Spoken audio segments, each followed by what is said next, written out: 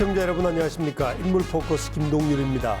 하루가 다르게 세상이 변하고 있는 요즘 옛것을 고수하고 지켜내기란 참 쉽지 않겠습니다. 하지만 세상이 변할수록 옛것, 전통에 대한 가치는 더욱더 두각을 나타내기도 합니다. 인물포커스 오늘은 61년 동안 판소리 외길을 걸어오시면서 판소리 대중화에 앞장서시고 또 최근 중요 무형문화재로 선정돼 그동안의 노력을 인정받으신 한국의 대표적인 소리꾼 신영희 명창 모셔서 얘기 나눠보겠습니다. 잘 되었네 여거 준영신 새가 잘 되었네.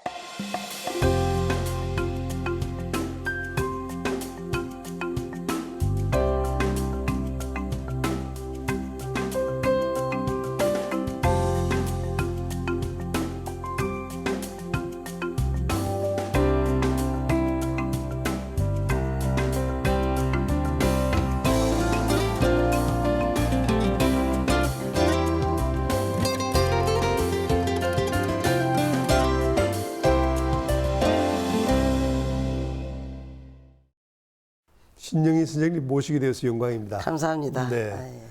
우선 축하드립니다. 중요 무형문화재 5호, 네. 그러니까 인간문화재 5호로 네. 선정되셨죠? 네. 기분이 어떻습니까? 더 무겁죠. 서운하다는 기분도 들지 않습니까? 61년 조금 좀 만에. 늦었다는 감은 있지만은 네. 늦었어도 지금이라도 대기만성 지금이라도 받아서 제자들에게 날개를 좀 달아주고 선생님에게 저희 선생님이 고 만정 김소희 선생님이신데 그 만정제 춘향제가 없어지지 않나 그런 걱정을 했었어요 사실은. 네. 근데 이제 살릴 수가 있어서 더 이상 선생님한테는 이제 죄송한 마음은 조금 없어졌습니다. 더 무겁죠 사실은. 책임감이요. 네. 지금 말씀하시는 선생님이 이제 김소희 선생님이시죠? 네, 만정 김소희 네. 선생님이십니다. 신영희 선생님 그러면은 좀 실례되는 질문이지만 제가 아주 어릴 때부터도 꽤나 명성을 날리시는데 네. 인간문화재로 이제 61년 만에 선정되지 네. 않았습니까? 네. 그런데 이 질문이 뭐 해당될지 모르지만 실례지만 원래 연세가 얼마나 되셨습니까? 자꾸 이렇게 나이를 물었는데 제가 42년생이에요. 네, 어휴. 그러면은 61년 했으니까 딱 나오죠 계산이. 네, 예, 72이에요. 네. 이렇게 피부가 곱고 정정하신 것은 판소리 효과가 좀 있습니까? 판소리도 거기만 막 집중을 하고 또 이제 운동을 열심히 하고 관리를 합니다. 무슨 뭐 피부 관리를 한다는 게 아니고 그냥 먹는 것으로 음식으로 그리고 운동 열심히 하고 마음을 많이 웃고 속 없이 살아요 그냥. 네. 미운 사람도 이쁜 것처럼. 네. 판소리를 하게 되면 뭐 자연스럽게 그런 속 없이 속 없이 살아야 돼요. 돌을 닦는 네. 마음이 좀 생기는 네, 거군요. 네, 그렇습니다. 그냥 모든 것을 그냥 내려놓고 살죠. 네. 지금의 시대가 이제 IT 뭐 이렇게 되다 보니까 너무 이제 서구지향적이라서 이런 중요 무형문화재 전통에 대한 그 어떤 가치 그것을 대접하는 것이 좀 소홀하다. 이런 일부의 시각도 있는데 어떻습니까? 국악을 있습니다. 평생해 그러나 오셨으니까. 현 시대의 변천에 따라서 네. 뭐 K-팝이나 우리 모든 음악들이 다 사실은 다 같습니다. 네. 성악 파트는 더 그래요. 그래서 그런 것들도 필요하고 또 언젠간 우리가 이 전통 음악을 하는 사람들이 긍지를 갖고 있기 때문에 뿌리는 없어지지 않죠. 네. 영원히 수천 년이 지나가도 뿌리는 없어지지 않으니까 우리는 열심히 하는 사람은 또 이제 열심히 전통 음악을 하고 또 뭐 퓨전 음악, 뭐 국악가요 이렇게 하시는 분들도 하고 그러는데 서운한 것도 있지만은 그건 일시적이고 어차피 주어진 나의 운명은 거기를 향해서 달려가는 거죠. 네. 어떻습니까? 이제 인간문화재로 선정되셨는데 좀 더 솔직히 얘기를 하자면 과거에 비해서 네. 이런 전통음악, 판소리에 대한 관심은 정부도 그렇지만 일반 대중들도 상당히 예전보다는 좀 희석되지 않았습니까? 근데 시대가 영웅을 낳느냐, 영웅이 시대를 낳느냐 이런 말 있지 않습니까? 그런데 지금 한참 한 20여 년 전에 굉장히 있었어요. 네. 국악 그 대중화에. 그랬는데 그 후로 지금 한 10년 이쪽 저쪽에서 조금 이게 우리 침체됐죠? 전통음악이 네. 침체됐는데 다시 네. 한 5, 6년, 4, 5년 후에는 다시 또 고개 들지 않겠나 저는 그렇게 생각합니다. 네. 한계가 있거든요. 네. 제가 뭐 이 신선생님 모신다고 그래서 좀 이렇게 자료를 찾아보니까 나라가 이제 절대적으로 부강하게 되면은 자신의 것에 대해서는 좀 차라리 소홀하고 그러니까 좀 뭐라고 그래 세계 앞장서서 고유에 대해서 오히려 좀 소홀히 하고 있다 뭐 이런 얘기도 있더라고요. 네, 그러니까 그게 이제 중요해요. 우리가 외국 가서 공연을 해보면은 외국인들이 더 좋아해요. 정말 좋아해요. 10번 정도 막 기립박수를 네. 들어갔다 나갔다 들어갔다 나갔다 그렇거든요. 네. 그래서 이제 나중에 물어보면은 이런 음악은 세계적으로 없다. 판소리 같은 경우는. 네. 왜냐하면은 오음을 혼자서 네. 궁상각 지우 혼자서 다 뭐 메조, 소프라노 뭐 그러니까 테너, 네. 바리톤 다 할 수 있다. 그래서 혼자서 그렇게 하니까 이 세상에는 없는 음악이다. 이렇게 평가를 하는데 정작 우리 한국에서 우리나라에서는 좀 홀대하는 그런 감이 없지 않잖아 있어요. 있어도 이게 좀 달라질 거예요. 한 2, 3년, 5, 6년 있으면은. 네. 그래서 크게 그 낙담은 안 합니다. 네. 선생님 지금 말씀하신 중에 이제 서양 같으면은 뭐 여성 같으면은 소프라노, 네. 메조 소프라노, 알토가 네. 이렇게 엄격하게 나눠 바리톤, 있는데 테너, 예. 베이스까지. 베이스. 네. 근데 오늘 다 하거든요. 네.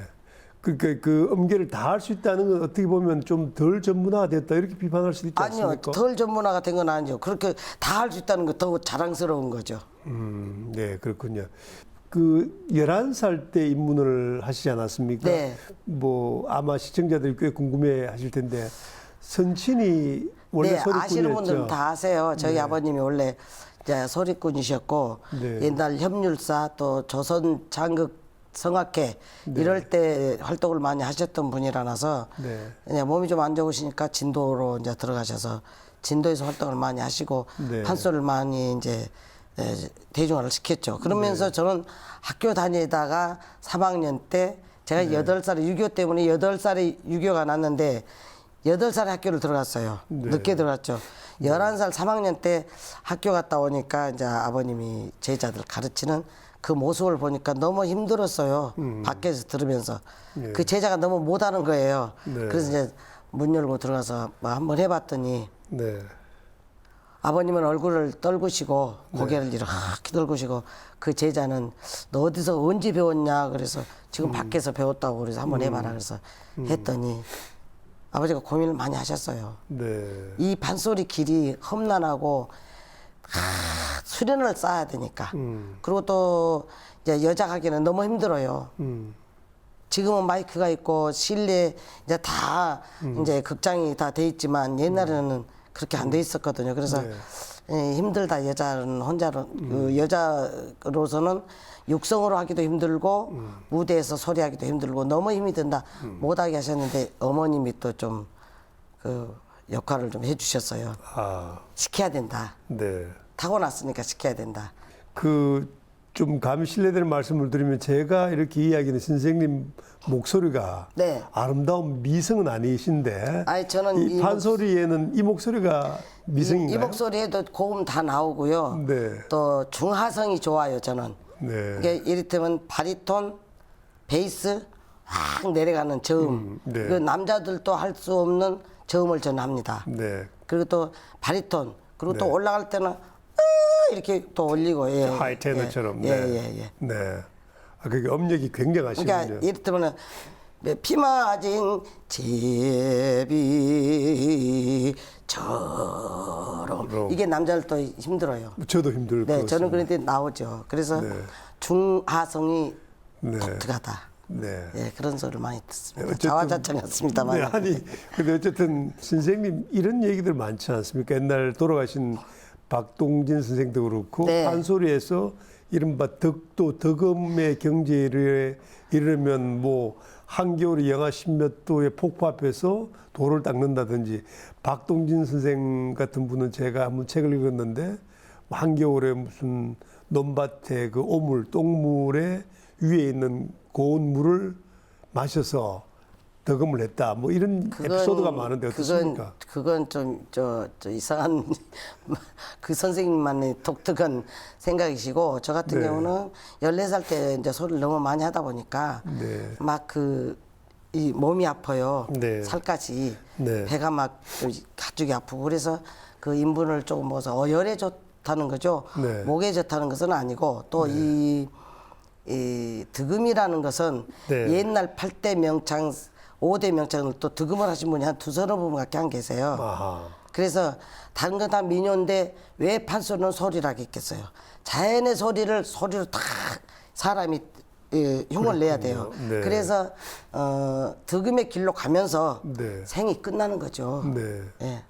아, 그 일정한 경지에 도달하면 생이 끝난다. 예, 그러면요. 신선이 되는군요. 그러니까 지금부터도 공부하는 마음, 네. 자만심 버리고 네. 공부하는 마음 또 더 연구하고 그러다가 나이 먹으면 생이 끝나는 거죠. 연구하다가 그러는 네. 거지. 득음 저는 감히 득음자를 말할 수가 없죠. 예. 네.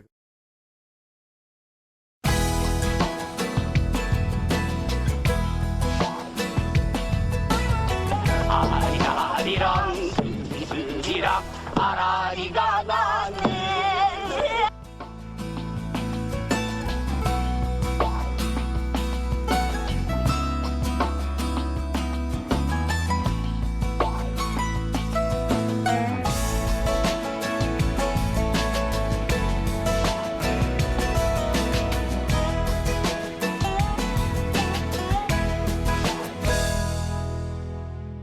선생님 지금 60년 동안 그 문화의 제자들도 많죠. 많이 키우죠. 굉장히 많습니다. 저는. 네, 근데 네. 뭐 수가 많은 게 아니라 네. 적어도 다들 잘하는 제자들이에요. 네. 그래서 제가 배출해낸 그 제자들 대통령상 받은 사람이 8명입니다. 아, 예, 거의 한 2사람, 3사람은 있는데 저 같은 경우는 8명이에요. 네. 그래서 그 소리를 가르치는데 단음법, 장음법을 잘 제가 오빠가 이제 교육계 계시면서 국문학을 또 하셔서 네. 오빠 영향이 또 크죠. 네. 그래서 단음법, 장음법을 잘 몰라요. 네. 그래서 저는 거기서 공부를 해가지고 단음법, 장음법, 뭐 새가 그럴 때는 그 날아가는 새라고 그래야지 새가 그러면 안 되잖아요. 네. 그런 것들을 제자들 중점적으로 다 잘 가르치고 그래서 오자가 없고 네. 네, 예. 이 판소리가 주임새도 해야 되고 목소리 성량도 여기 이제 중요하고 연기도 해야 발림을 되고. 잘해야 되고 뭐, 발림, 발림이 뭐죠? 동작. 아하. 네. 가만히 이렇게 하면은 제일 문제는 요즘에 이제 이 대회를 나가 보면은 네. 학생들이 나오면서 부채를 처음서부터 들고 합니다. 네. 그럼 발림하기가 힘들죠. 네. 놓고 이렇게 해야 발림이 자연스럽게 나오죠. 그래야 이쁘겠죠. 이렇게 있다가 하면 안 이쁘겠죠. 네. 그래서 이거를 제가 많이 강조를 하는데 안 들어요. 그 발림 한 동작만 한번 해보시죠. 예를 들어서 뭐 네. 저건 날 때문에 저건 어이건 너 이렇게 하는데 저건 이렇게 가만히 있어서만 안 되잖아요. 네. 이게 이면에 맞게 발림. 아하. 예. 그걸 발림이라 그러고. 예, 그럴 때 얼씨구 절수 갈 때는 이게 주고 네. 또 슬플 때는 땅을 치면서 통곡하고 이런 데가 필요합니다. 이런 네. 발림. 그러니까 선생님처럼 이제 소리꾼이 이렇게 훌륭한 소리꾼으로 거듭나기 위해서 꼭 필요한 덕목이라면 뭐 어떤 게 있습니까? 덕이죠. 덕. 네. 어렵군요. 덕은 거기에 다 들어있어요. 인성 네. 공부라든지 인성, 인격, 네. 인품 네. 이런 게 들어있어야 돼요. 네. 덕목은요 억지로는 안 되죠. 타고난 것도 있지만은 자신이 노력을 해야죠. 네. 그래서 저희 좌우명이 잔재주를 부리지 말아라. 막 이렇게도 하지 말고 네. 뭐 잔머리 쓰지 말고 그래서 저희 좌우명이 덕은 제주의 주인이요. 제주는 덕의 종이다. 덕은 제주의 주인이요. 네. 제주는 덕의 종이다. 네. 오늘 기록해야 되겠습니다. 잔재주를 부리면 안 됩니다, 사람. 네, 네. 근데 방송 전에 잠깐 말씀 나눴습니다만은 70이 넘으셨는데 네. 이렇게 정정해서 방송 전에 이제 보톡스를 맞았을 것이다, 안 맞았을 것이다, 뭐 그런 말씀도 나눴는데 어떻게 이렇게 팽판 피부를 한 10여 년 전에 이게 텔레비 나오면 내가 살이 찌면은 지금은 살이 이제 뽀얀하게 좀 불어갖고 보톡스를 맞아갖고 그러는데 아 보톡스 맞으셨어요? 아니요, 저는 안 맞았어요. 네네. 한 10여 년 전에 여가 살이 많이 쪄가지고 텔레비 나오면 보기 싫어요. 살찐 것처럼 뚱뚱하게 네. 보이고. 그래서 이거를 빼러 갔어요. 아하. 살 좀 어떻게 뺄 줄 없냐고 그랬더니 앞으로는 의사 선생님 앞으로는 여기다 보톡스를 넣는 시대가 올 텐데 뭐하라 빼고 이것이 있어서 살이 있어서 젊게 보이는데 뭐하라 빼냐고 그래. 저는 보톡스 같은 거 안 해요. 피부 관리는 어떻게 하십니까? 피부 관리는 잘 닦아내는 거. 네. 화장을 하고 잘 닦아내고 그리고 열심히 스트레칭을 하죠. 섭생 아침마다 한 40분씩. 스트레칭을 하시고. 네. 자, 선생님을 기억하는 뭐 많은 좀 나이가 지긋한 시청자분들께서는 스리랑 부부에 출연한 것을 기억하실 텐데. 네. 국악인이 어떻게 보면 약간 외도라고 할 수 있을 텐데 어떤 계기로 그 TV에 출연을 그 섭외가 왔을 때 굉장히 고민을 많이 했어요. 네. 그랬는데 내 친구들이 대학 교수들이 몇 분 계세요. 네. 또 조수비 씨도 그렇고 아이고 자기는 그렇게 고루한 성격을 가지니까는 안 돼야 국악이 내놓고 대중화 시키고 막 이래야 되는데 그래야 좋아지는데 왜 그래 그래서 거기에 용기를 좀 얻었죠. 근데 네. 선생님은 반대를 하셨고요. 네. 근데 죽어도 못 나가겠어요 처음에. 그래서 나중에 한 1년 되니까 막 그냥 인기 프로가 되니까 뭐 88 올림픽 87년도부터 했거든요. 네. 88 올림픽 때 전화가 오고 뭐 여기서 NHK 뭐 영국 미국 할 것 없이 사진 찍어가고 이제 대한민국의 인기 프로가 무엇이냐는 게 쇼비디오 자켓 스리랑 부부다. 그게 또 둘이만 해서도 안 되잖아요. 네. 우리 것을 접목시켜 놓으니까 이분들이 관심 있게 본 거죠. 그래서 최장기 프로 4년간 했었습니다. 그게. 그때 같이 한 분들 예, 누구죠? 김한국이 김미화, 김미화요. 김진호, 고영욱이 네. 방빼 네. 또 철가방. 네, 아, 쟁쟁한 네, 분들하고 네, 네. 하셨군요.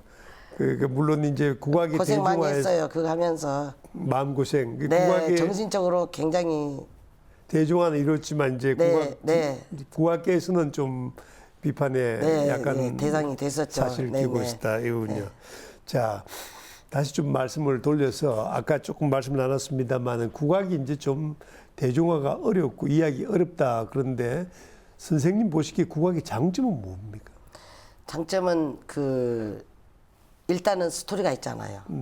그 5대 판소리는 어떻게 생각하면 오륜에 비교해서 네, 춘향가는 부부유별, 심청가는 부자유친, 흥보하는 장유유서, 아하, 적벽가는 붕우유신, 네, 수군가는 군신유의. 네, 그래서 청소년들이 불러도 아. 배워서 가사만 알아도 네. 굉장히 좋을 것이다. 그런 생각을 하고 굉장히 교육적이에요. 네, 교육적이고 그래서 장점은 여기에 그 오묘한 가사라든지 일단은 가사를 알고 보면은 유식해지니까 좋고 네, 예 그리고 또 여기에는 극적인 면이 있어서 좋고 네. 일단 스토리가 있으니까 장점이라고 봐야죠. 네. 그리고 그 이면에 따라서 그 내용 이면에 따라서 장단이 막 변화무쌍하죠. 네. 빨리 갔다 늦게 갔다 아주 빨리 갔다가 휘머리로 갔다 중중머리로 갔다가 중머리 잦은 머리로 갔다가 진양조로 갔다가 이래서 변화무쌍한 장단들 그리고 네. 가사 이런 것들이 스토리가 있는 것들이 장점이 아닐까 저는 그렇게 생각합니다. 네. 국악이 이렇게 이제 일반인들에게 관심과 애정을 받으려면 가장 시급한 건 뭡니까? 국악인입니까? 정부입니까? 정부의 지원인가요? 어떻습니까? 같은 이제 책임감이 좀 있는 거죠. 네. 저희들은 저희들대로 열심히 쫓아가서 하는 찾아가서 하는 국악인이 돼야 돼요. 네. 가만히 앉아서 대접받기만 원하지 말고 아하. 예, 가만히 앉아서 나를 부르러 올 때까지 기다리지 말고 찾아가서 하는 그런 것도 있고 정부에서 지원도 좀 해주시고 해주고 또 이제 우리 국민들이 좀 여기에 관심을 가져야 돼요. 네. 그리고 우리 조상들이 우리 뿌리고 네. 우리 조상들이 즐겨 불렀던 것이고 즐겨 들었던 것이니까 여기에 좀 귀를 기울여서 현장성에 가서 현장에 가서 판소리도 듣고 창극도 보고 뭐 국립공원도 있고 지금 많이 있잖아요. 네. 국립창극단도 있고 그래서 가셔서 좀 보고 그랬으면 참 좋겠어요. 발로 뛰어. 네. 지금 말씀하셨는데 국악의 대중화를 위해서 시청자분들을 위해서 이것이 국악이다 이렇게 한 소절만 한번 해보실 수 있겠습니까? 당장 지금요. 네. 뭐 가사를 지어가지고요. 뭐 아니면 그동안 해오시던 거라도. 여러분 부탁드립니다. 우리 전통 예술을 많이 사랑하고 많이 기여하여서 우리 것을 없이지 않는 나라를 만듭시다. 됐습니까? 예, 이거 찌렁찌렁하군요. 아마 저기 음향하는 분이 굉장히 놀랐겠습니다. 자, 선생님 인생은 60부터다 이런 말이 있는데 이제 61년 만에 인간문화재가 되시지 않았습니까? 근데 61년이 아니라 이제 21년 만에 제가 된 거예요. 김소희 선생님. 40년은 냅두고. 네, 네, 그렇군요. 자, 앞으로 이제 뭐 기왕의 인간문화재로 선정도 되시고 앞으로 계획을 좀 소개해 주시죠. 앞으로 계획은 열심히 또 이제 활동을 합니다. 네. 아직은 활동하고 이제 제자들 가르치는 게 제일 큰 네, 저에게는 사명감이죠. 네. 또 책임감이고. 그래서 선생님 그 얼굴에 좀 누가 되지 않는 한 네. 열심히 해서 큰 제자들 잘 가르치는 게 저희 소임입니다. 네. 그 선생님 모셔서 얘기를 나누니까 이런 의문이 드는데 되게 국악하시는 분은 이렇게 기가 쩌렁쩌렁합니까? 보통 말할 때도 배에 힘이 들어갑니다. 아니 스튜디오에 선생님 기가 네. 쫙. 네. 유별나에 제가 좀 열정이 네. 좀 일을 만들어서 하는 사람이에요. 네. 가만히 앉아서 이렇게 오는 것만 받아들이는 게 아니라 막 쫓아다니면서 네. 일을 만들고 제가 다 만들어요. 그래서 네. 한국에 안 간 데 없이 뭐 다니면서 우리 거 들려주고 사각지대 가서 네. 들려주고 이렇게 합니다. 그 출연하신 방송에 스리랑 부부의 한 대사 중에 오메 기주고 뭐 이런 말이 있었죠. 네. 선생님이 계시니까 이 스태프들이 전부 다 기가 죽는 것 같습니다. 그러지 마세요. 네.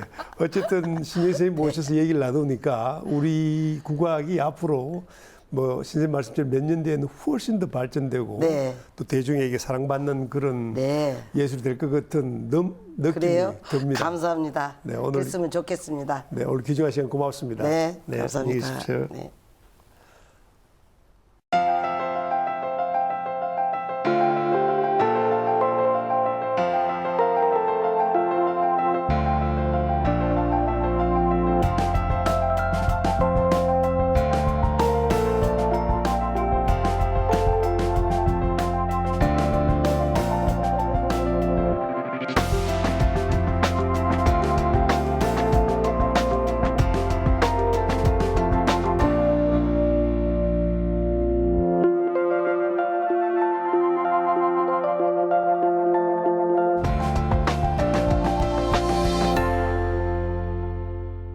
싸이로 대표되는 K-팝을 비롯한 한류 열풍이 거세게 불고 있지만 정작 우리의 전통 소리 국악은 큰 관심을 끌고 있지는 못하고 있습니다. 새로운 것을 받아들이기 위한 바쁜 시대이긴 하지만 우리 전통의 가치는 잊지 말고 꼭 기억해야겠습니다. 인물 포커스 오늘은 여기서 인사드립니다. 시청자 여러분 고맙습니다.